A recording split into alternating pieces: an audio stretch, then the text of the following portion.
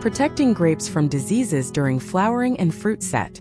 Hello, fellow gardeners and vineyard enthusiasts.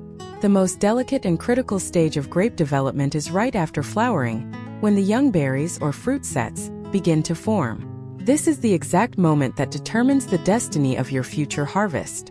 If we don't protect the vines from diseases right now, it might be too late later, and we could lose half of our yield. Today, we will discuss which diseases threaten your grapes during this fruit-setting stage, and exactly how to treat them. The main threats: powdery mildew and downy mildew. Once the young berries form, two major enemies threaten your vineyard. Powdery mildew. Oidium. This disease covers the young berries with a grayish powdery coating. As a result, the berries crack, dry up, and ruin the bunch. Downy mildew. This appears as a white, fluffy growth on the underside of the leaves, while the young fruit turns brown and rots away.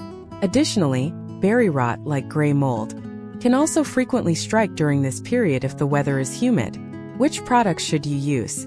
During the initial days of fruit setting, using a tank mix of systemic fungicides offers the best and most long-lasting protection. Against powdery mildew, Oidium fungicides like topaz, falcon, or topsinem are highly effective.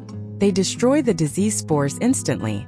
Against downy mildew, you should mix in products like ridomil gold, Kurzat, or quadris. These systemic remedies penetrate the plant tissue and protect it for 10 to 14 days. Microelements. To ensure the young berries develop well, don't drop off and grow sweet, it is highly recommended to add boron and calcium foliar fertilizers to your spray mix. Golden rules of spraying. Important note: never spray in the scorching heat of the day.